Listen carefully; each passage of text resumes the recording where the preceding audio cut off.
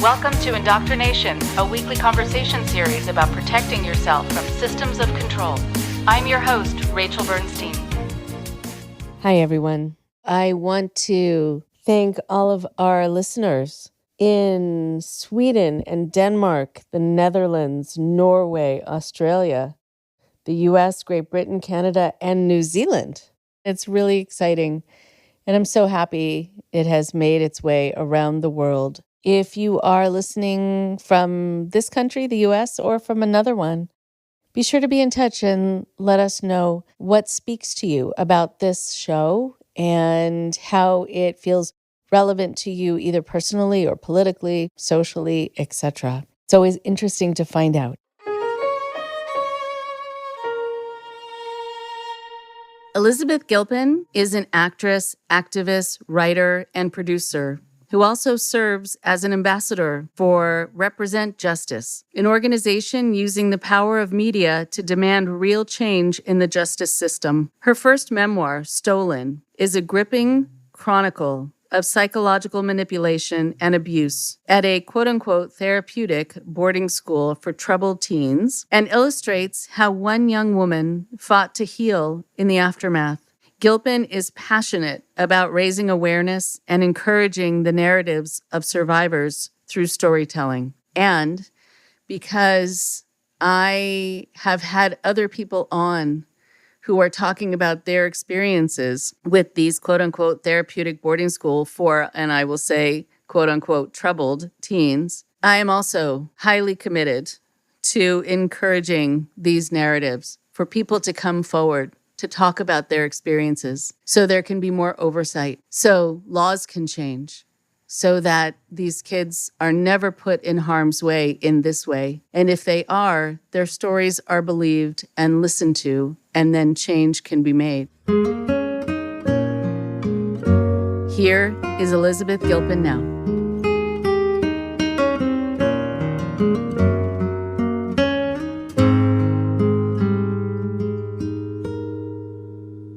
It is my pleasure to have Elizabeth Gilpin on the show today. I know that you have been busy as of late with a lot going on, and I want you to be able to tell the people listening a little bit about yourself, what's been going on recently, and what brings you to the show, and then we'll start going back and having you tell your story. Thank you for having me. I'm the author of a memoir called Stolen, which is about my time in a therapeutic boarding school. I was kidnapped from my bed in the middle of the night and dropped off in the woods and then placed in one of the abusive schools you hear about in the news. So I wrote a book on the experience. So I have been working on getting the paperback out there.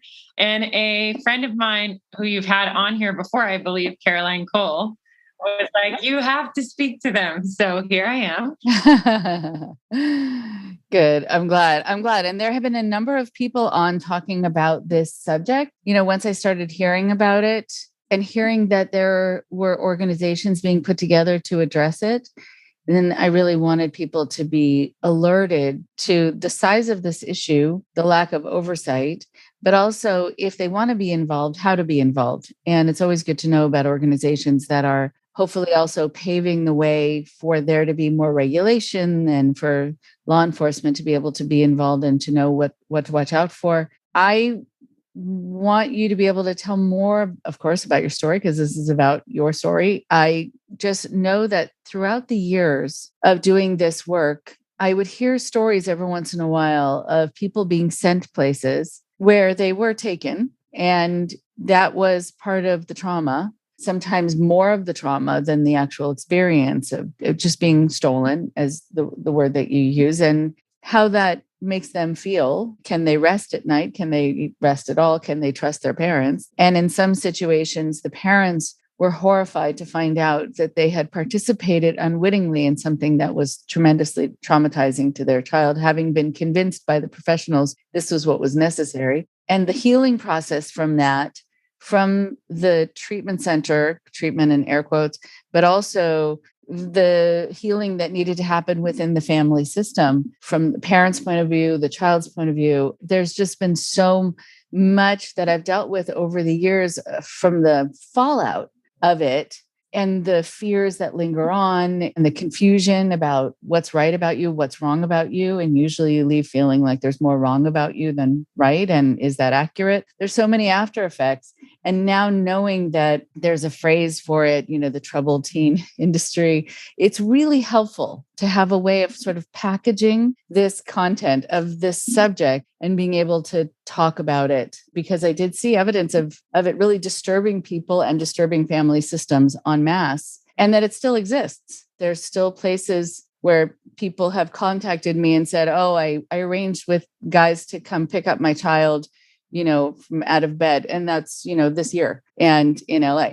So, there needs certainly to be more education. So I want to take it back to you and have you talk about, first of all, what you're hoping to be able to get across by talking about this. And then let's go back to tell your story.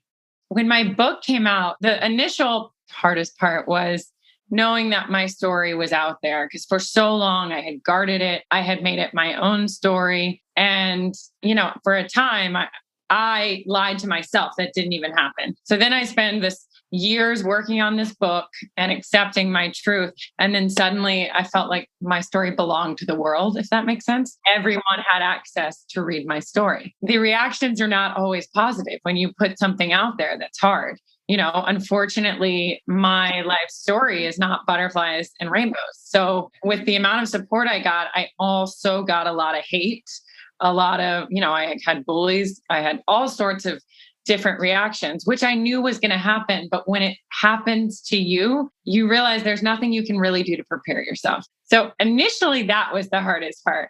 Now, what I'm seeing is the hardest part for me is that as hard as I fight and other people fight to tell their stories, this industry does everything they can to discount it. The second I find a credible person to back my story, to back my book, an institution, whoever it is, you better believe that somewhere in this troubled teen pipeline, they get an army of people to put out these, it'll be like 5 days later on a post. And then 50 people will be like, my kid went there and it saved their life, blah, blah, blah. I've realized that this industry, the second somebody credible backs what survivors are saying, which is this industry has problems. This industry has abused children, and this industry needs oversight. It needs regulations like every other industry does.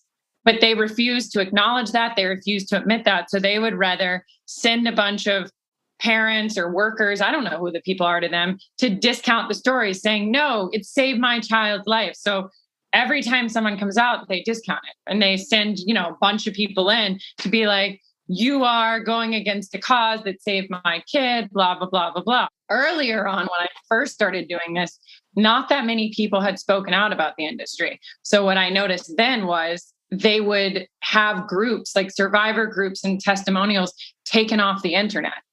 As a matter of fact, there's an alumni at my school that started a survivor platform.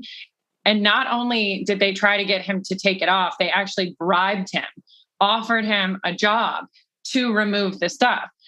I think that doesn't work anymore because there's so many people saying they've been abused. There's no way to get rid of it all.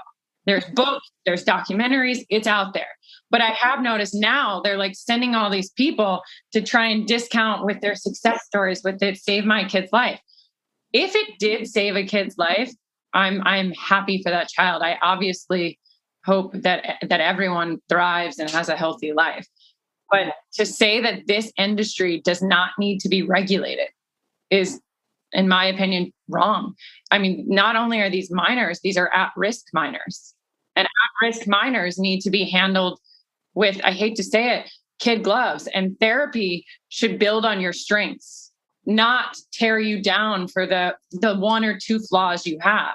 And the problem with my school and so many of these other schools is they fixate on the few things wrong with you and rip you apart for those. So you find yourself being like, I'm a failure. I'm never going to, amount to anything, whatever your negative self-talk is. Instead of them building on your strengths, and helping you understand where you do thrive, even when you're having a hard time. The other biggest problem with these industries, I believe, and it was a huge problem when I was there, is therapy with a child should include the whole family. It should not isolate a child from their family.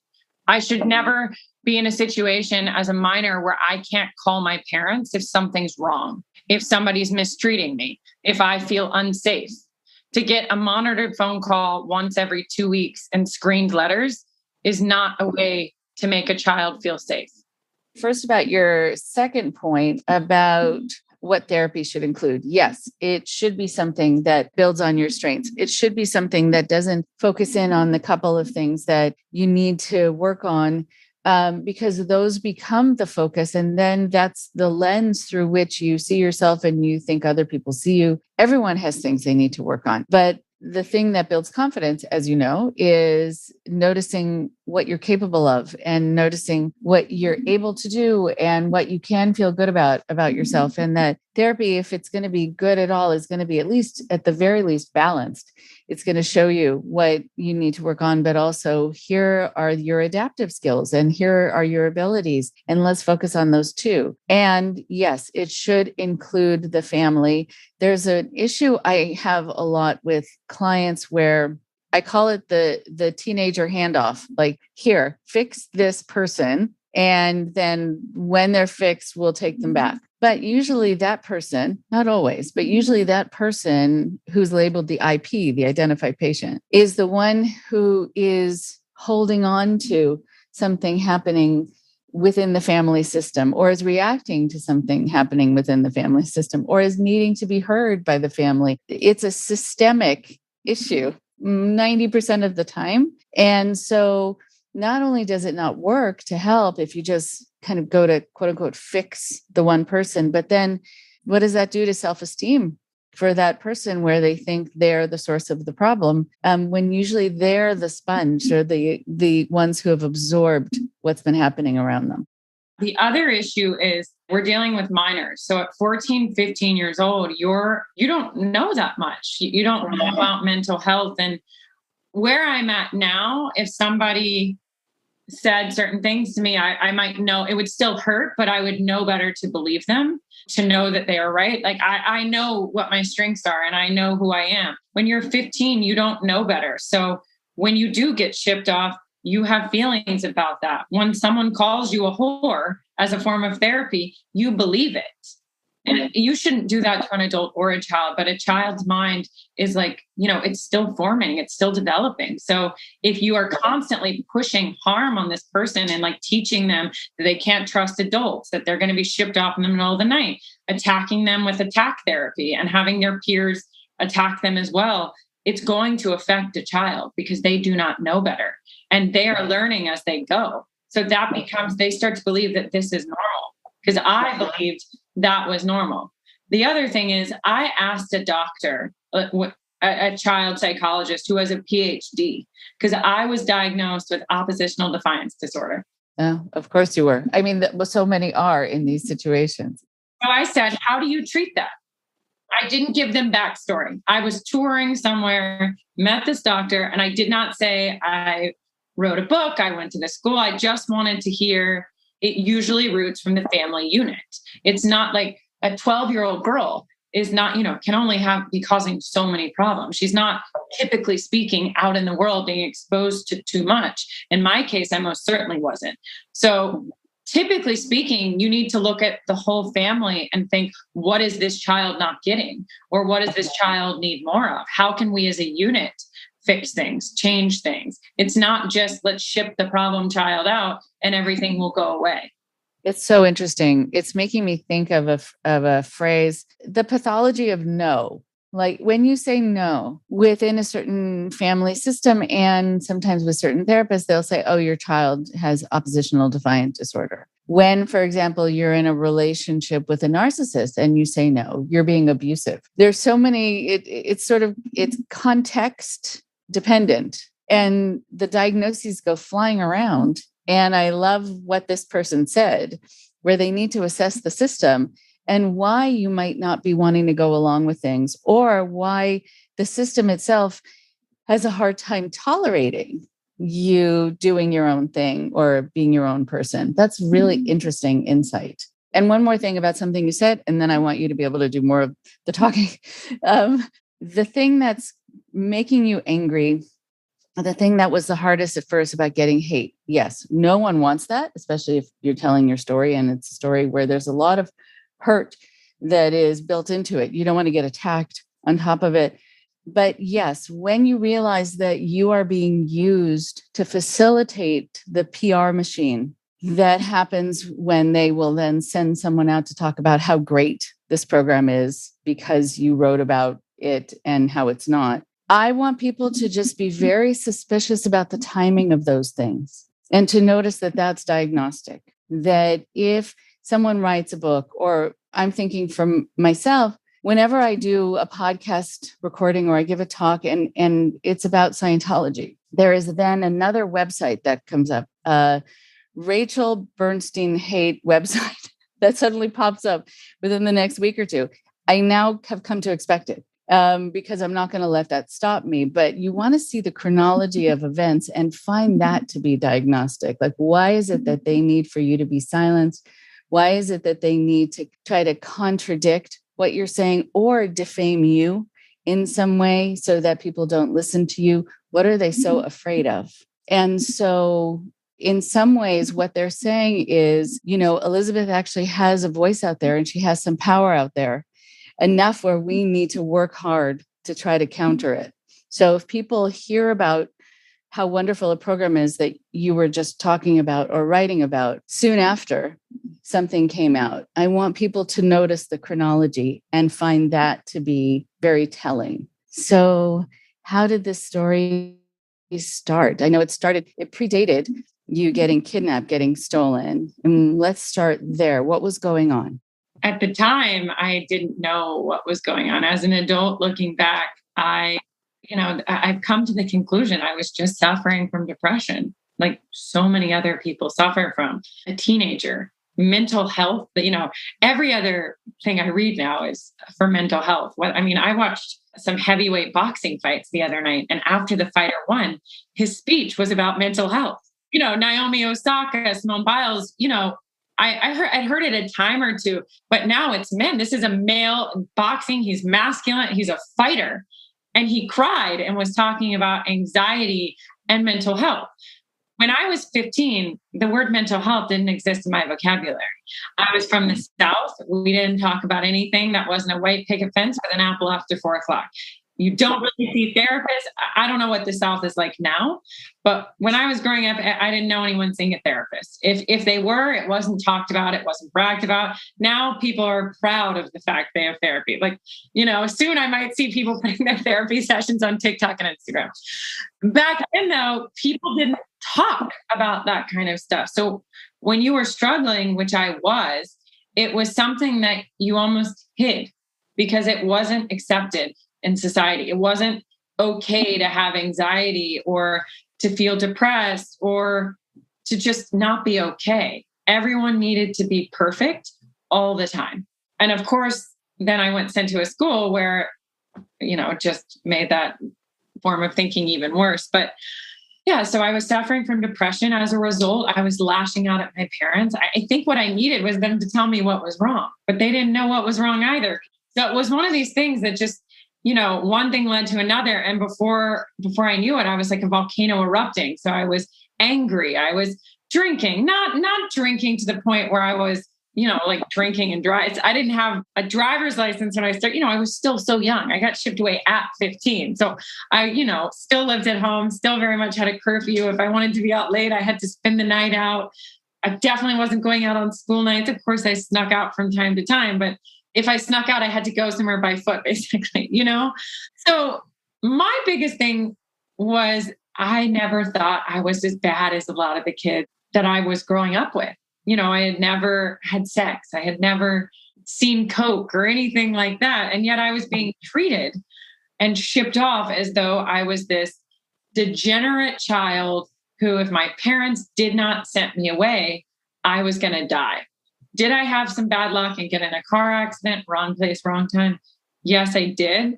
That being said, I was a lot closer to dying after I got out of that school than I ever was before I went in, because I was not prepared not only to deal with life anymore, but I wasn't prepared to deal with what I had just gone through, because I was still a minor when I got out. So I had been repeatedly abused day in, day out. And for about 2 years, and I was still only 17. So I still have a developing brain. So not only did I need to learn how to deal with the world, I now needed to learn how to understand how to like almost rewire my brain to get through all the trauma I had suffered. But when you leave a program like that, the last thing I was going to do was speak with a therapist or do any form of therapy. It took me years to trust a therapist. And the only reason I did is because I was required by my acting coach to speak to a therapist if I wanted to continue, because there were just too many things in my life. Unfortunately, I'm someone that's had a lot of trauma in my life, and a lot of the materials you deal with those traumas. Like, that's what art is. I was able to draw too much from my personal life. A lot of it rang very true, but all of the problems I had as a child just got amplified when I got out, because I was never given a tool to deal with them, not in a real way. In the real world, you can't use attack therapy to confront your friends. You can't tell them they're a whore because they flirted with a boy. You know, you can't use music, like play music on a loop to get people to feel things and like trap them in trailers for days on ends and run therapeutic exercises on them. And when you're in trouble, you don't get locked in isolation. So it just amplified all my feelings of depression, my feelings of feeling alone and misunderstood. Now, not only did I feel misunderstood by my parents, I felt misunderstood by the whole world, because I didn't really understand the way it operated anymore. Wow. Okay. Right. I mean, I think also a lot of people have talked about being in these programs and then feeling feral. Like they were acting in ways that were so primal and different. And that sometimes when they would be allowed to walk in the community or be released for a little while, they did feel like they didn't know how to be on this planet. And they were sure they were being looked at. And sometimes they were being judged and looked at because now they were being seen as different and acting in a different way. And yeah, you learn social skills that aren't skillful, that really do push people away or make people view you in a different way. I know a lot of details are in your book, and I want to make sure that people pick up your book, but I am curious about how old you were when you were taken. I was taken at 15. There was an attempt where my parents tried to take me. This is in the book, but of course I, tried to jump out of the car on the freeway, and there was cops behind us, and they saw, I told them I was kidnapped. We turned around. It was a whole ordeal. When you read that, you think, wow, this girl was a nightmare. And I'm not saying I wasn't a nightmare. I was a nightmare. I still can be a nightmare. I'm human. I'm not perfect. That being said, I did not need to go where I went. I don't care how your behavior is. You do not meet a child with abuse ever. So I went back home, messed up again. And then my parents had the escorts pick me up. And from then on, there was nothing I could do. They didn't let me wear my shoes in the car. They gave me my shoes if I needed to use the bathroom. So taking my shoes became like their favorite thing.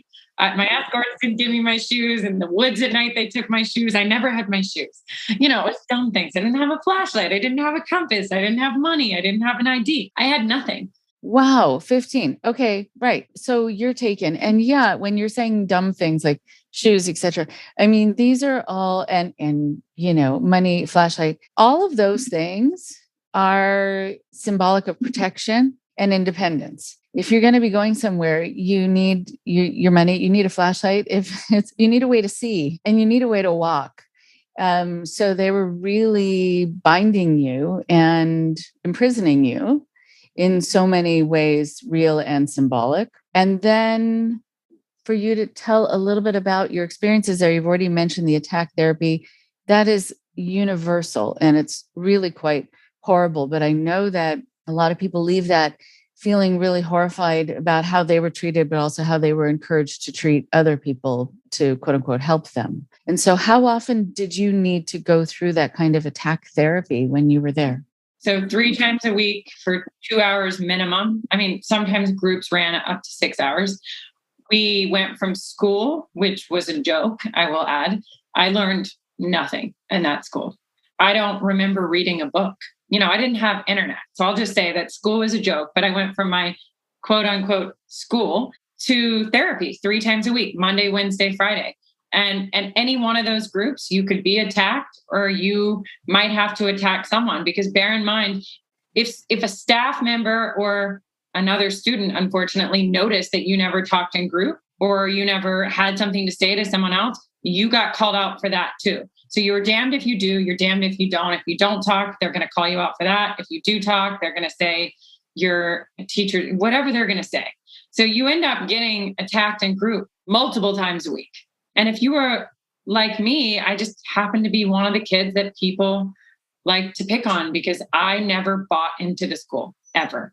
I always knew it was wrong. And as a result, myself and my friends that I was the closest to were usually the ones who were picked on the most, put on programs, which is being sent to isolation multiple times, 2, 3, 4 times for 2 months, 6 weeks. I had a friend who was on a 6-month program, which meant she sat in isolation for 6 months. I sat in isolation for 2 months, but I sat in isolation 3 different times.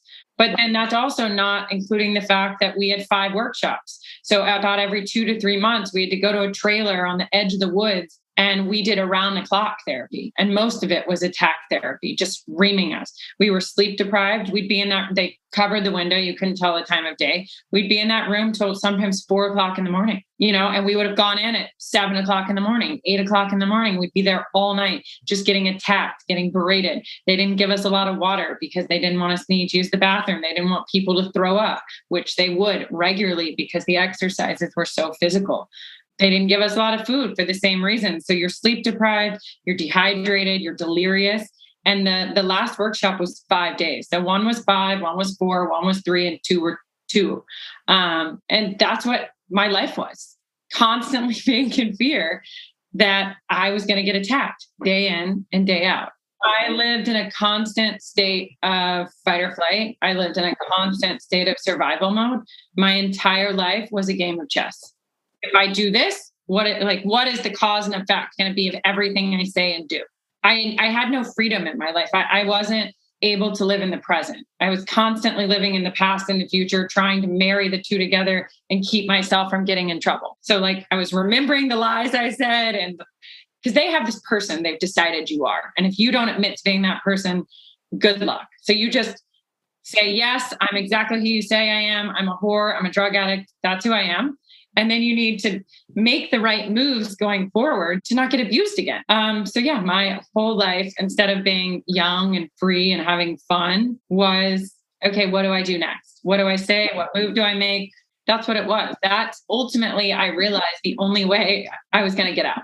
The irony there is palpable, that here they're trying to push you to be your authentic self and to be true and to admit who you are. But the more you say who you really are, the more punished you get, because it's not the person who they decided that you are. And so the more you pretend to be the person who they say that you are, then the more rewarded you get. I mean, already it's head splitting. And there's this depersonalization and confusion and gaslighting. It is so backward.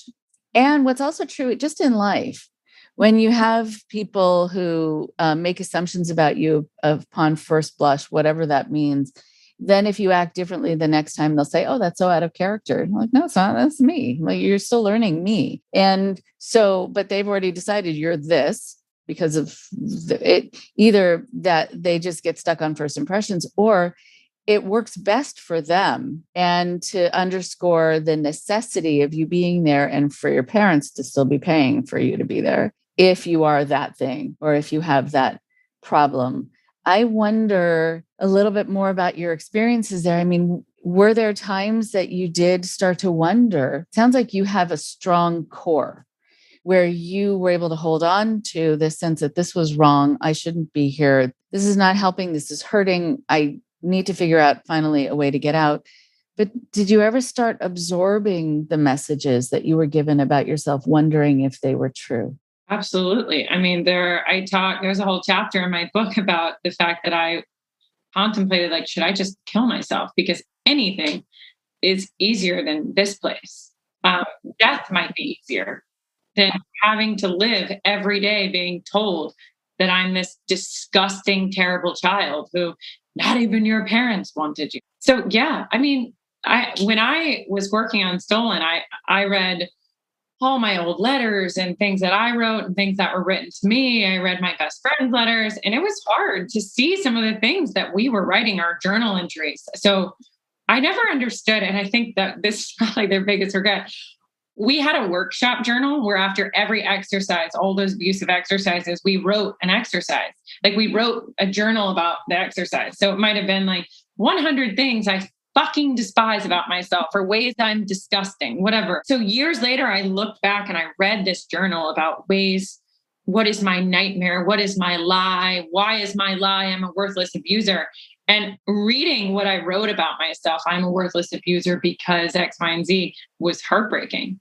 To this day, I don't understand why they took it, because that journal is honestly what allowed me to really be able to go into the workshop chapters in the book, because it's so traumatic that you really want to block it all out. But when I have a journal of every exercise we ever did and what I was feeling and what I was thinking, like really detailed written out, it comes right back. And yeah, it's hard to read because I believed all of it. When you have 22 people who are supposed to be your friends and the adults who are supposed to protect you saying the same things every day and they're never positive, even if they are positive, the one positive thing does not outweigh the 10 horrible things. People would be called child molesters. People would be called, the craziest, darkest, like terrorists, just dark things that don't even come into my mind when I think about someone I don't like today.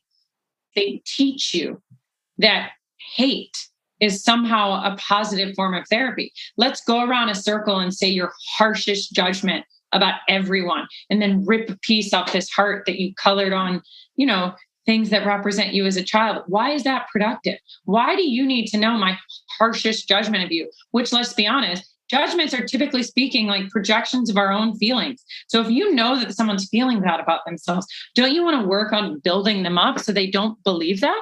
Why do we need to not only take my pain, but now I need to put my pain on you so you feel all the things that I feel about myself too? Why are we perpetuating it? Right. It's a big question, and there are a lot of different answers. One of the things, though, that happens within these settings and also kind of within cultic groups in general that have a psychological basis to them, large group awareness trainings, etc., there is this mythology that when something is intense, it is the most helpful. And that when people are pushed to the brink, that's when breakthroughs can happen. And that's when they change. And that's when they open up to an idea. But that's actually not the case.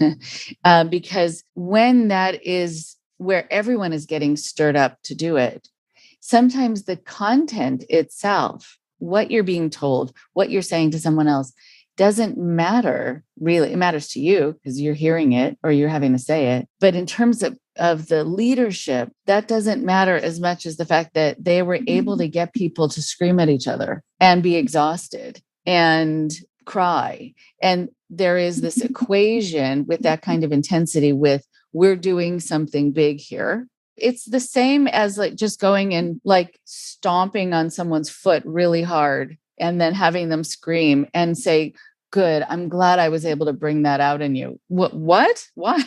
Well, none of that was necessary. But I think they want to feel validated, like they're playing some sort of role here. And they can then see it in real time because there's nothing subtle and internal really about these transformations. They're out there. So I think for the untrained eye, and most people who run these places are untrained, they think they're doing something big. And I'm wondering about the people who are running the place that you went. And first, if you can tell people about the place itself and what you have found out about it and who was running it. So the school that I went to, which is closed down, it was opened by two men who had both been to an abusive program as a kid. I think in their minds, they thought they were doing a good thing and opening a place that operated in a healthier way than what they had been through. The problem was this: they hired somebody who worked at the school when they were at the school to be the headmaster. So the man running our school, who worked with children at so many different schools. And it breaks my heart when you look at his name online. It is disgusting, the stories you will read. But the man running our school was the same man who was working with them, abusing them. So what they've done is, again, perpetuated the cycle of abuse, because they went to an abusive school when they were my age. And now, fast forward, they've opened up a school that's abusing kids. Again, one of the men, the two gentlemen who opened the school, was more of the guy you saw. One of them you never saw, one you saw. He came to the school drunk, had to be escorted off campus. He had an affair with an advisor and fled the school at one point. This is not a man that was functioning in society. He was sending us away for smoking pot and telling us we're the devil. He now works in the weed industry. It's crazy, but everything he was saying, he was doing while I was at that school. So the Securitas, the people who watched us at night, they were local. So they, had a lot of compassion for us, just like the woman who ran the kitchen did and the teachers did. She worked in an ambulance in her second job. And she got a call one night that there was an aggressive DUI. Basically, somebody had gotten pulled over. They were getting a DUI and had been restrained by the police. And it was the founder of my school. This is while he's running a school. She was not only our night watch, but she drove the ambulance.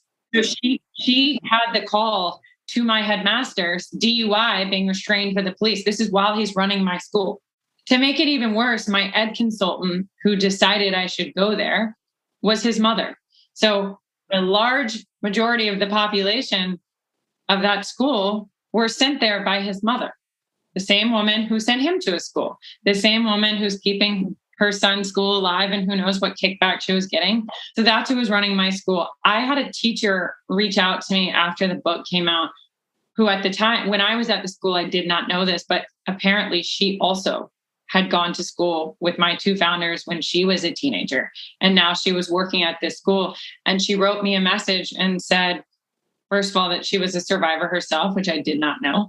And secondly, that she knows that what they did to us was abusive, and she would come out publicly about the abuse, validating what I was saying. So I guess in short, the school was being run by a lot of people who either were sick and demented, like my headmaster, or had experienced the abuse themselves and just hadn't been strong enough to break the cycle. There's my teacher who I think has come to understand what she did, that advisor. And, so she is trying to break the cycle. And then there's my headmaster, the founder, who's just off, getting arrested and who knows what else. And he's still clearly in a lot of pain. And do I agree with what he did to me and all of my friends? No. But do I have compassion for someone who's clearly struggling? Absolutely. Because I know where I was for years after my school. It's such a complicated picture, as you're saying. And it's really lovely that you have compassion, that you see that within these systems that the oppressed become the oppressors. And I think that is all part of this cycle of abuse, multi-generational cycle of abuse. And it's really powerful to hear that your book made that impression on this woman, and I'm sure others as well, who were able to then reach out to you and also have some clarity, which, makes it so worth it to put something out there like that. What is also really interesting to find out, I think, is how much the people who were there standing for something, sort of being let's say anti-weed, and now working in the weed industry. I don't have any feeling about people working in the weed industry. I have a feeling about people pretending to be something they're not. I'm not anti-weed. What I am anti is you sending a bunch of kids away to be abused for 2 years because they were smoking pot and saying it's a gateway drug and you're going to die because if you smoke pot, they called it a gateway drug, then you're going to do heroin. I have a problem with you preaching that and ruining children's lives while you preach it and then getting into it. Right. Okay. So you were really beaten down. You're being put in isolation. I mean, it's one of the cruelest things to do to a human being. because we are social creatures, but also as a teenager, where so much of your life is about connection and knowing that you have a community around you, being able to relate to each other, lean on each other, connect.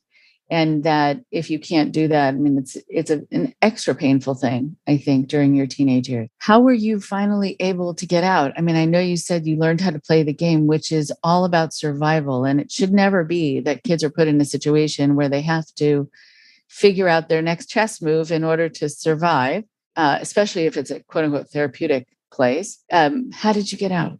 To get out of isolation, you had to cry in group. It was very easy. If you could master the art of crying in group, talking about your feelings, that was the best way. And if you did it with your advisor in the group, so she could see you really doing the work, then that was like a big check for progress. The more tears, the more yelling. They had a thing called running anger. And I talk about it very vividly in the book, because running anger was where you got really loud and were sobbing.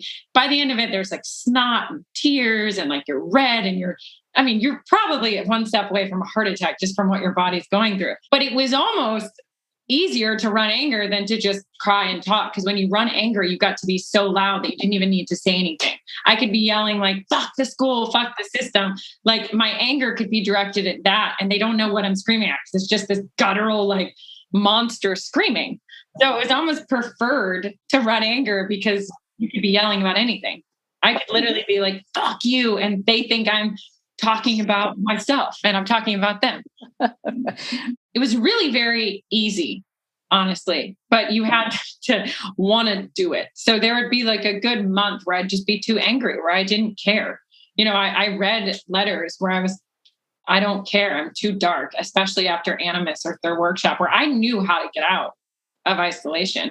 I just didn't want to do it because it takes a lot out of you to like sit there, even if it takes a lot out of you. So sometimes it would take a good month of me sitting there and not being allowed to talk to anyone, to be a ghost to the whole student body before I'd be like, okay, I know what I need to do. I need to go cry in a group and I need to run anger and I need to cry to my advisor and tell my parents that, whatever. And that was how you got out. I could imagine also not wanting to play along every once in a while, because you're probably thinking, this is so screwed up that I have to now get geared up to act, basically. And I don't want to have to. I don't want to have to play their games. I don't want to have to do what I need to do that is a false me, just because I know that that's how I'm going to get out of X, Y, and Z. I don't want to be a part of this system. But then you realize that's the only way to make it through the system. And yeah, I'm sure you had to get motivated to want to even play along. It is so messed up and so absolutely confusing and contrary, I'm sure, to all the reasons that it should exist or that parents send their kids there. How did you finally get out of the entire program? I realized that, there was no right move and rock bottom was just going to go deeper and deeper. So if I continued not wanting to play the game, they were just going to do something worse. They were going to extend my stay there to the next graduation, which was 6 months away. They'd send me back to the woods and then bring me back to Carl Brook. So that would have been another 9 months potentially. Or they'd just send me to a lockdown, which they threatened a lot, which is, have you ever had to brush your teeth with supervision? Have you ever worn a straitjacket? They keep you till you're 21 there, not 18, because at these schools you can leave at 18 if you happen to turn 18. I realized that rock bottom just could keep going forever. And the last thing that I wanted was to be my worst nightmare, the worst thing you could have done to me, worse than screaming at me. There was nothing you could have said to me that would have been worse than keeping me there a day longer than I had to be there. So I was willing to be called a disgusting terrorist whore every day for the next however many months it took to make it to my graduation date, if it just meant leaving on the day I was supposed to leave. So when you arrive, they give you a graduation date, which is not school-based. It's not based on academics, which it should be because I'm supposed to be in school. It's based on a therapeutic program. But if you're not following the program, they just keep you there longer.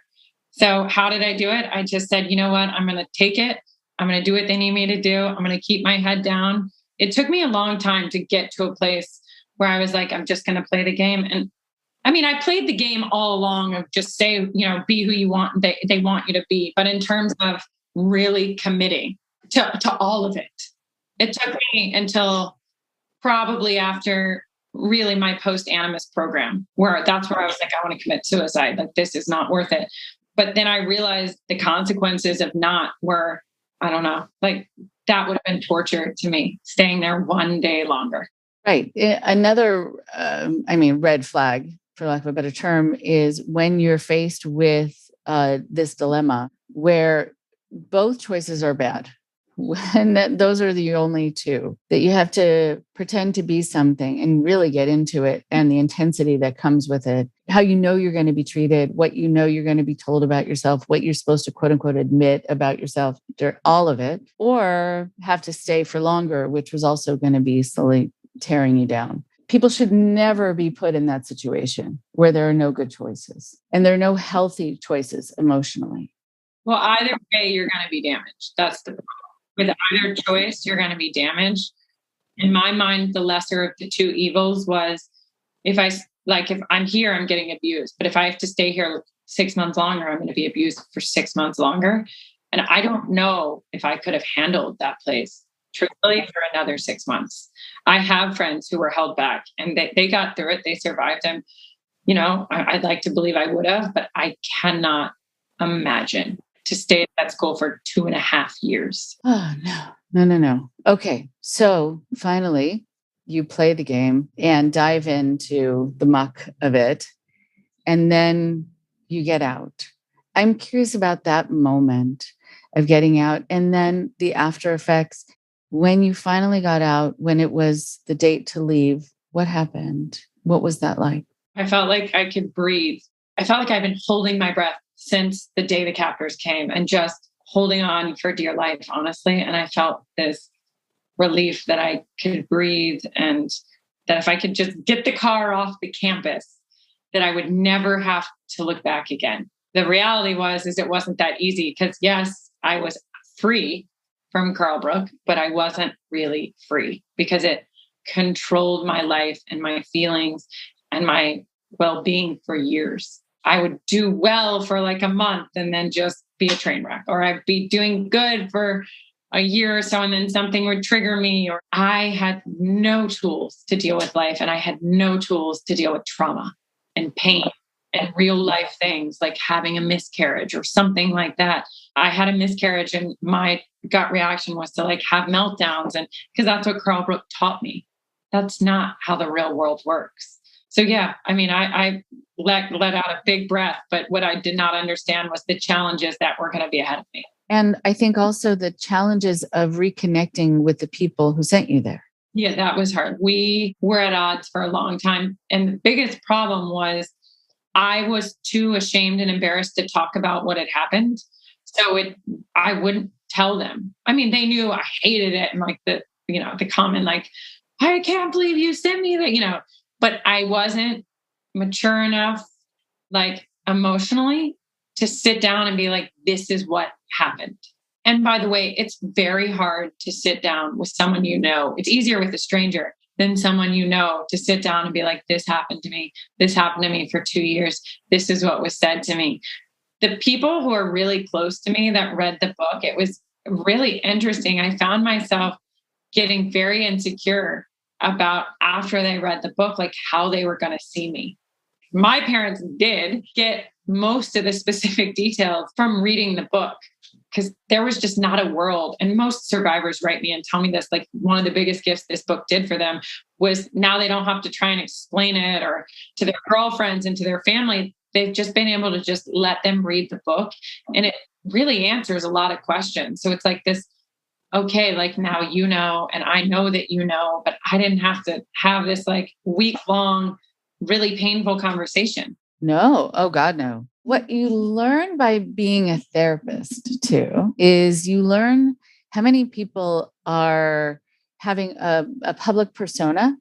They're hiding so much of what's true about them and their fears and their traumas to varying degrees. And I see it every day. If I see people coming into my building or even walking down the hallway of the suite where they might run into other people or other therapists, smiling, looking fine, sitting down in my office and bursting into tears. So that was right there, right behind the smile and the, yeah, sure, I'm good. And the answer of fine. How you doing? Fine. I'm doing fine. So I think a lot of people have a lot of things. And that's why, people say, just be nice to everyone if you can, because everyone has something going on that you may or may not know about. But I think what happens too is that if you then if you want to tell your story, if you seem like you've got it together, and people then start to defame you because of it, or they start to make it seem like you're exaggerating or you're trying to get attention or whatever else.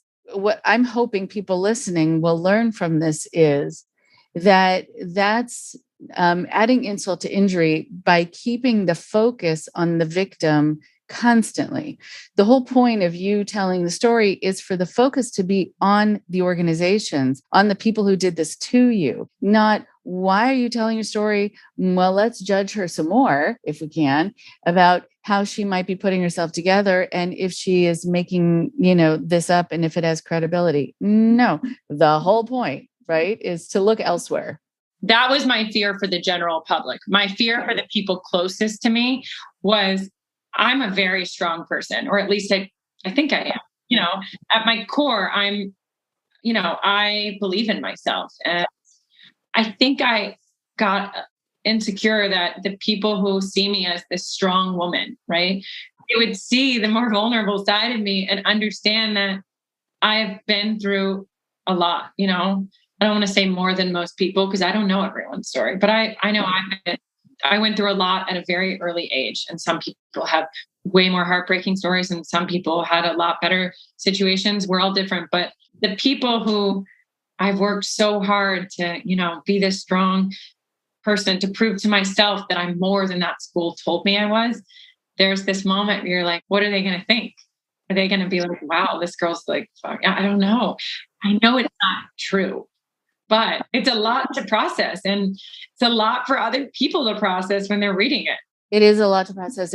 But I'm glad you brought this up. And sometimes when I guide people to tell their stories, I can't tell them how to tell their story. I can encourage them to weave into their story their worries about telling their story, that they are worried that people listening to it might see them as weak or might see them as troubled or might see them as people who are damaged now and who are not capable of handling life's stresses. And if you say, I'm concerned about telling you this because I actually have this strong place inside of me, which I was able to see in real time because that actually helped me survive something that some people didn't. And it also helped me learn what I needed to do in order to survive, to get out of there sooner than later. And that existed even in that space.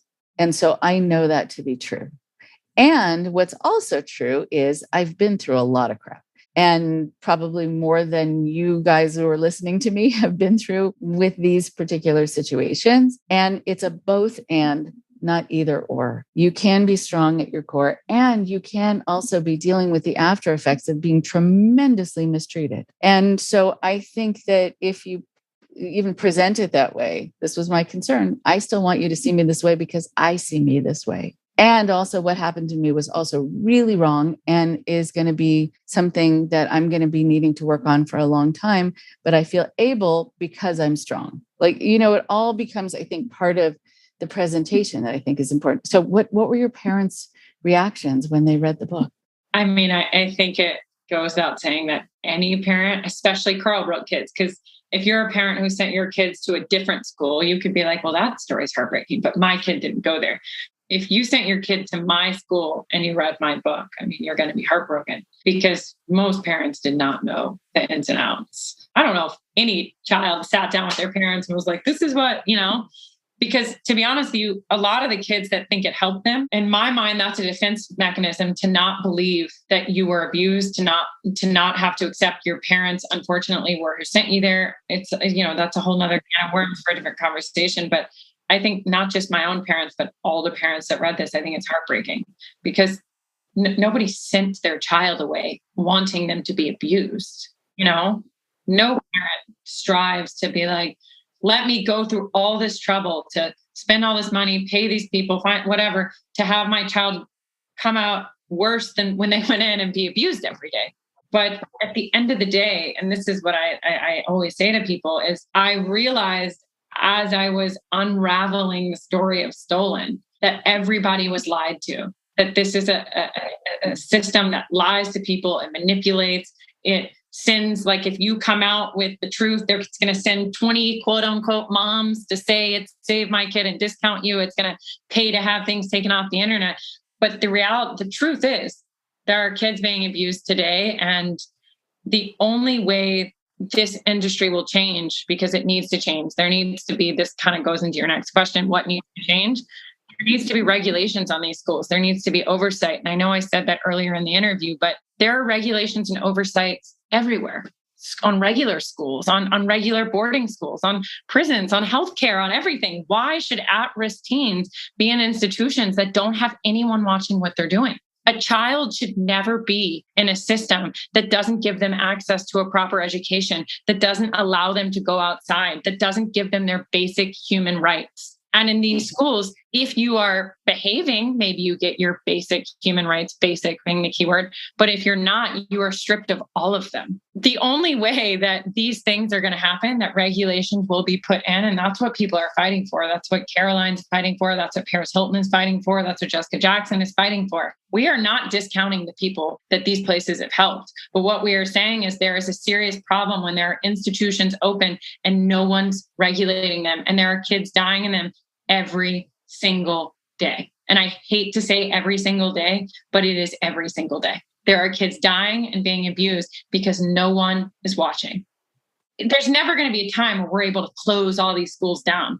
But what we can do is tell our truths and tell our stories, no matter who negates it, which, trust me, they're every step of the way. I have someone being like, you suck, you're a liar, whatever it is. But I'm not going to stop telling my story until there is oversight on these places, because there's oversight everywhere else. Right. And so I think what is important is you've committed yourself to doing education and prevention, knowing that it's going to get you pushback. It already has. It will continue. For a lot of people, when they run places like this is their income, and it's a huge income. And a lot of times it's kept in families, and it's, other schools are opened up with other names and other locations, but they're just an arm of, or a continuation of, other schools. So you always want to do your background checking with the names of the people who are running it and what they were connected to before. And I know some of them are felons, and that, it doesn't matter. And things like that should always matter. And you're right. Everything should be regulated. There should be some oversight. There should be surprise visits. There should be communication that is unmonitored. There should be able to be the safeguards where you also can have your constitutional rights protected, like freedom of speech. There's a reason that we have that as part of the Constitution. What's also true is that people don't necessarily believe teenagers. And so that's something that also means, I think, that there needs to be more regulation so that either the schools that shouldn't exist don't exist, or they're able to be transformed if they're worthy of being transformed. Because when teens come out of this, very often they're discounted. And so they then can shout from the mountaintops, but then they're called oppositional or difficult. Like, it's just this spiral that continues. So that's why, I think the powers that be need to come in and do much more protecting. But I know also some of them, just to be very honest, some of the powers that be are paid off by some of these places. And they get a lot of spokespeople and famous spokespeople to say nice things about them. And so I'm really glad that organizations are coming together to fight this. So just as we're finishing up, can you let us know about the organizations that are doing that help with this kind of education and prevention, but also oversight? I've spoken a little bit about the fact that, and most people have seen in the news, that Paris Hilton and Jessica Jackson and Caroline have been working on this bill. So I do hope to see the oversight come into play. But a big thing for me is I'd love to find places to recommend to families who have struggling teens, places like the Child Mind Institute in New York, who believe that therapy includes the whole family, that therapy builds off strengths, that you have to look at an entire family when a child is misbehaving and not just the child. Because people oftentimes come to me and are like, I don't want to send my kid there, but I don't know where to send them because these rehab centers, these programs don't give you any other options. They say, you just bring your kid home, they're going to die, or go to the troubled teen industry. Something that you said that we can finish up with, that you actually started with, that I thought was so moving. You said that mental health treatment was not something that was part of the culture of the place that you were raised in. There is still a stigma, and there are too few resources in a lot of places. Families might be under this assumption, and it could be true in certain areas, that this is the only choice. And it's a terrible one, but they might feel like this is it. But you said when you were acting out, however that was defined, and that's different for everyone, but really you said, I just wanted them to ask me what was wrong. That went right through me. How easy it could have been to prevent all of what happened. That if someone had said, I see you're doing this, I see you're not wanting to listen to us, you're wanting to do your own thing, you are seeming sad or you're angry. What's going on? You can tell us, or let's find someone you can talk to about this and we can all talk together. Yeah. So thank you. Thank you so much for everything, and for your book, and for all that you're going to be doing in the future. So thank you again. Thank you so much. It was so nice talking to you. Yeah, really good talking to you too.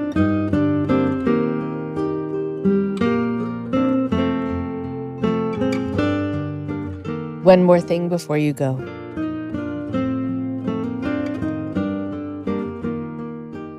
Thank you, Elizabeth.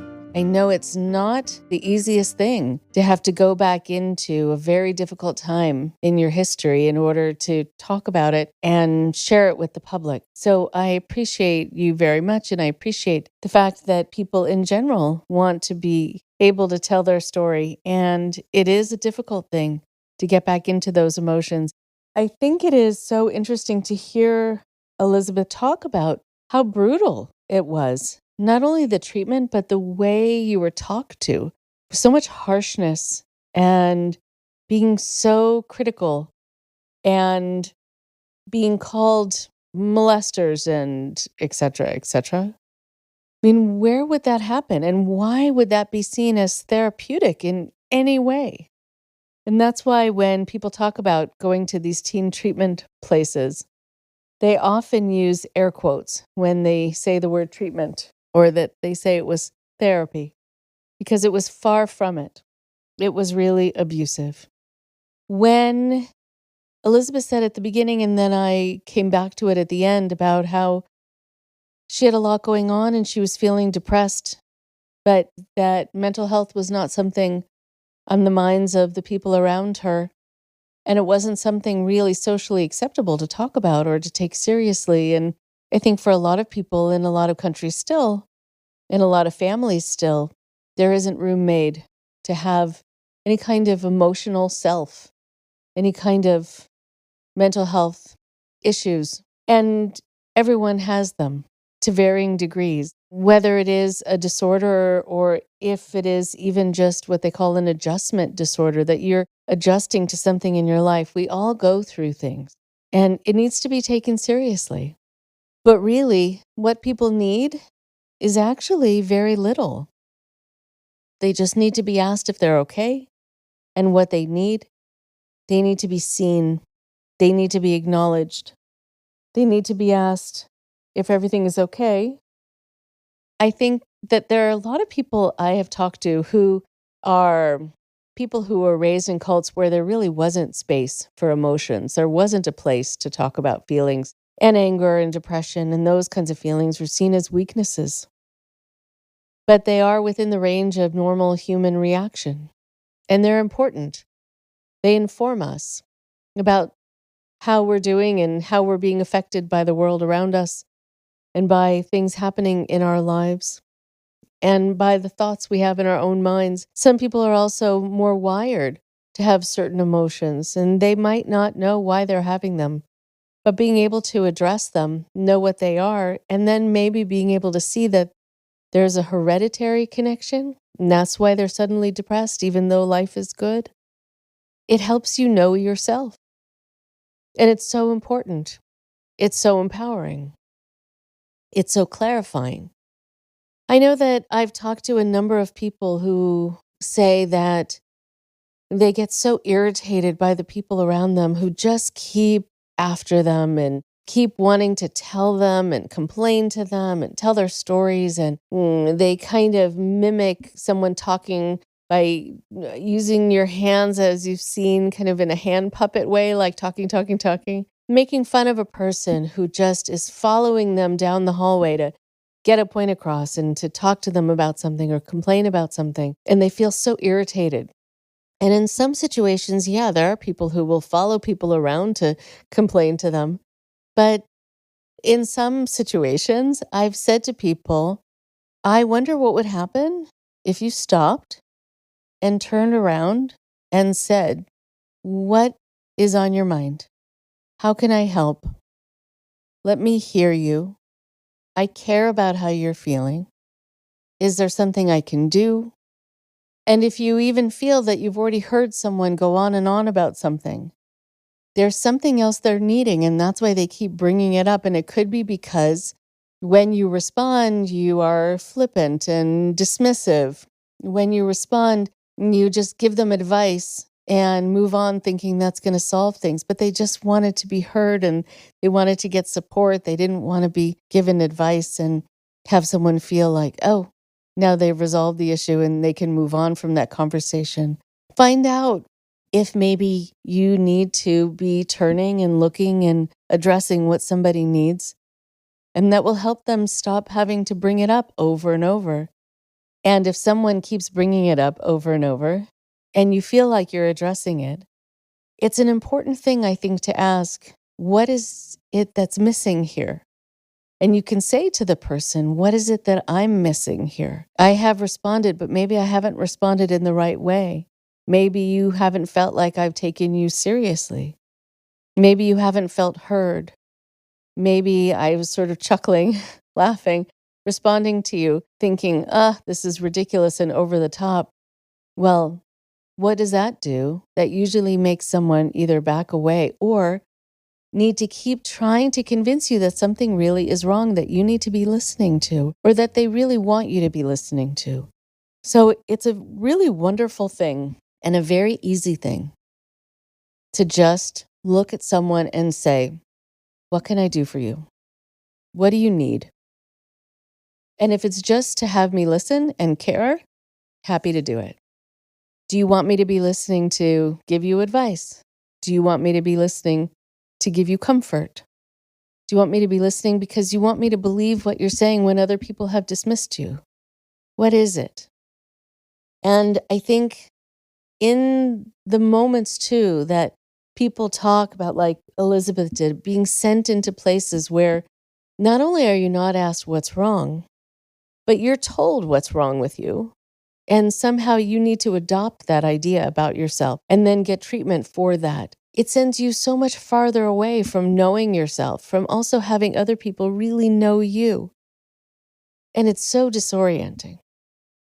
And so the fact that Elizabeth has had to fight her way back to having a sense of herself that is more true, that's more accurate, it shouldn't be that a quote-unquote therapeutic environment makes you more confused, makes you more overwhelmed, makes you more depressed, makes you more angry, makes you more fragmented. It should do the opposite. It should help you feel good and calm and secure. It should make you feel clear, held together, understood. And if that's not happening within a therapeutic environment, it's not a therapeutic environment. I'll talk to you next week. Thank you very much for listening. Please support IndoctriNation on Patreon at patreon.com/indoctrination. Be sure to give us a follow on our social media. Find us on Facebook and Instagram using @IndoctriNation Podcast. And for Twitter, find us at @_indoctrination. We love hearing from you too. So send us an email at indoctrinationshow@gmail.com. And for more updates on the show, visit our website at www.podpage.com. indoctrination.